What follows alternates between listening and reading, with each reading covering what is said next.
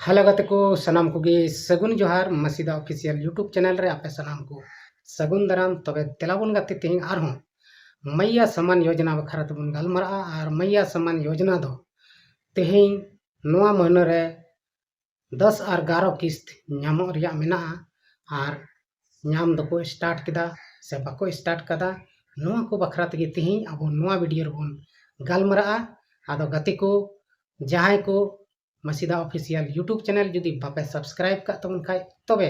दया कते सब्सक्राइब कते दवाई तबन पे चिदा से नोआ रे नोंका गे नया नया अपडेटिंग एमोक कान तबना और इन कुरुमुटुइदा नोआ रे नोआ चैनल रे भागे भागे वीडियो अगुई रिया ओना इयते अपेया कटिज मारांग हेल्प से मदद से सपोर्ट दो जरूर गीता पेया आदा देलाबुन गाते को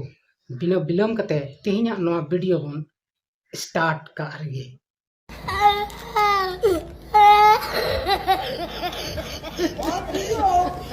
तबे गाते को अब बन बड़ाई गया मैया सम्मान योजना जहां दो झारखंड सरकार चलावे कना और नोआ योजना रे दो उनको गोगो हड़ को लाभ एमा को कना जहां दो ओड़ा रे दुड़ुब कते ओड़ा रिया गी को कमी बड़ाए कान आदो उनको गोगो हड़ जहां दो 18 बछर खन 50 बछर भितरी रे मेना को उनको गे नोआ 2500 टका कते प्रत्येक महीने एमा को कना आदो हनते 8 9 किस्त हबी दो पराया पराया हड़ को नाम किदा से पराया पराया गोगो हड़ से कुड़ी गिदर को नाम किदा मेनकान नितो नोआ 10 और 11 किस्त बांग को नाम कदा और लहा किस्त हो जहां गड़बड़ाते बांग हेज कान तकवा तबे जत्तो पैसा मिद दम तेको नामा नोआ महीना भितरी रे आदो ओना को नाम लगी उनको चिक चिकाय हुई तकवा ओना को तेहिं नोआ वीडियो रे अब बन गलमरा तबे गाते को सरीगे मैया योजना को आयमा दिन खय को नामेत कना 2024 खय गे मैया योजना तो शुरू कना मेनखान प्रत्येक महीना दो बांग नामक कना मी महीना 12 महीना 5 महीना 4 महीना भितरी रे उना दो जतो किस्त को नामेत कना आदो गाते को सरीगे मैया सम्मान योजना नितो कुछ चलावेन महीना से चलावेन दिन करे आयमा जगह को नाम किदा और आयमा जगह दो बांग को नाम दाड़े कावदा आदो गाते को जहाया गी भौतिक सत्यापन होई कान डीबीटी होई कान आधार सीडिंग होई कान माने आधार लिंक होई कान बैंक अकाउंट सला से बैंक अकाउंट रे डीबीटी होई कान तो भौतिक सत्यापन ई केवाईसी जहां होई कान उनको को दो पैसा बांग रोका तकवा उनको दो सीधा उनको अकाउंट रे चला तकवा आदो ओना इयते अडी रस्क रिया कथा कना और नोआ रस्क कथा दो सरीगी जतो हड़ बड़ाई लगती कान गया और जहां जहां मिश्रा को से गोगो को जहां नम्मा किस 7वां किस बापे नाम काट खान उनको हो अपे नोआ जहां लई के आधार सीडिंग से बैंक अकाउंट को जहां दो गलती कान खाय उना को सुधार कते आरहो मिद धाव अपनार रेन क्षेत्रीय ग्राहक सेवा केंद्र से अकोय ठे फार्म को पे पेरेज बड़ा लदा उनको को नापाम को पे और उनको लय को पे नोआ को खबर और अपे दो मी दम ते नहा जतो पैसा पे नामा नुंका झारखंड सरकार रे मेने कना इन दो बइन मेनदा झारखंड सरकार रे मेनदा और अब आयमा उनिया वीडियो करे से ट्वीट करे उनिया बन पढ़ाव दाड़िया चित को ये मेने कना चित को कमी हिजुक कना मेनते मेनखान अब आयमा नुंका गोगो हड़ मेना कोआ जहां दो मैया सम्मान योजना पैसा को नामेत कना नामेत कान खाय को आपो आको पूरा को एंजॉय दा हंते नते औडिया बेपि फालतू को घुमक कना से औडिया आयमा जिनिस को खर्चाय दा जहां दो नुंका नुंकान गोगो हड़ मेना कोआ जहां दो हंडी परवा को नुईदा ओना पैसा उडुक कते आर जुदी उनिया मनाए खान मेता माय सीधा आम बाबा पैसा ते दो हंडी दो बई नुईदा अरे सरकार इमाइन कना इन हेमंत सोरेन इमाइन कना पैसा ओना पैसा ते इन दिन जम नुए कना आम दो चिकम मनाई कना आम उन दिन कमिए तेना आर न्यू जमे तेना इन दो चित आमिन मनाले मिया नुंका नुंका कथा हो आयमा जायगा कोन हिजुक कना गते को आदो नुंका दो बांग हुयो जरूर कना चिदा से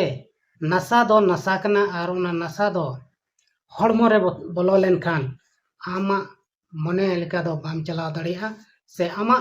बॉस अधिकार रेदो आम बाम तहना ओना दो ओना नशा ची एमेना ओना गे चिका अचो मिया आदो गाते को सरीगी आबो बन बड़ाई गया नवा मैया समान योजना होते ते अडिगान घरों सुधर कना से अडिगान घरों रे मौज कमी हुयुक कना मेनखान अडिगान घरों रे दो नुंका हुयुक कना जे मेनते घरों परिवार रे लड़ाई झगड़ा हुयुक कना नवा पैसा लेकते आदो नुंका दो आलोबन कमी मा लड़ाई झगड़ा दो आलोबन कमी मा चिदा से नवा रे हक दो उनी एंते जहां गोगो हड़ कनाय नवा ओड़ा रेन उनीर गे हक अधिकार दो मेना मेनखान आबो गलत बन यूज दा से गलत बन कमी दा और हानते नाते पैसा बन उड़ाव गिडी काग कना आदो नुंका तेदो भागिया दो बांग हुयुक कना नवा कोगे बुझाव तबन पे और बुझाव रिया कुरुमुटुई तबन पे चिदा से आबो आदिवासी नित हो अडी जला रे मेना बना आबो आदिवासी नित हो अडी कमजोर जाबन और आबो ठेन टाका पैसा धन दौलत नौका हो बनुआ मेनते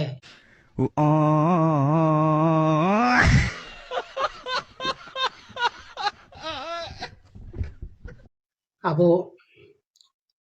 सनाम लेकाते परिपूर्ण मेना बन आदो ओना इयते नवा जहां झारखंड सरकार नितो एमो कन मैया समान योजना गाते को आबो दो नवा पैसा भागी कमी करे बन लगाव मा भागी जायगा रे बन खर्चाय मा ताकि भविष्य रे आबोरेन गिदर बुतुर को मौज तेको जीवदो मा और बखान गाते को आबो दो जम न्यू कते बन बराबरिया और मिद दिन दो आबो एकेंती अबन और एकेंती लेन खान आबो दो चिली हो बाकू पूछो बना आदो उनका दो आलोबन कमी मा नितो मैया समान योजना रिया पैसा मी दमते बारपे महीना रिया हो नाम दाड़िया और ओना दो नामोआ नहा महज कुछ ही दिन तगे चिदा से नितो सनाम कैबिनेट रे बेटी मीटिंग कते सनाम योजना रिया पैसा हेमंत बाबू ये हटिंग नकावा को और अपनार अपनार जिला ते चलाव कना और उनको ओना जिला रे चलाव कते उनको ओना को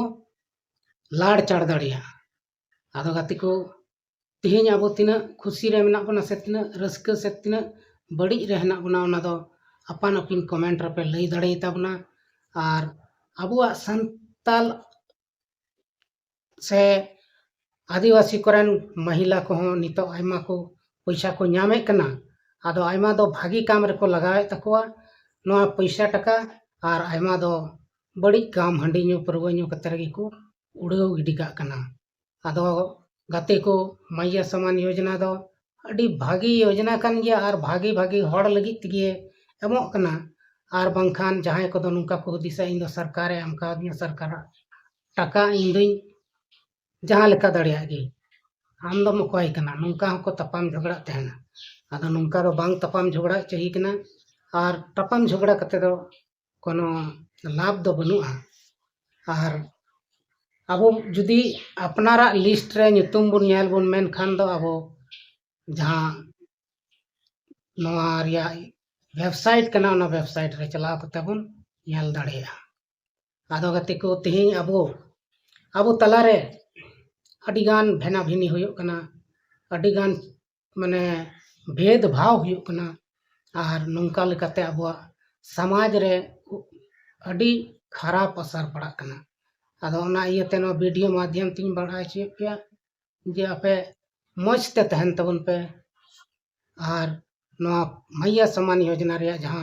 पैसा हजुक कन नो दो मौज जायगा रे इस्तेमाल तबन पे और द चिंग मेना विशेष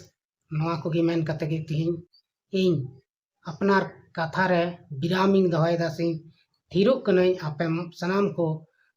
मौज और सुलूक ते बाड़े तहन पे तबे गाते को इन से खय मा तबे मुचाद रे आर मिद दो सनाम को गे गुणमान सला डबो जोहार।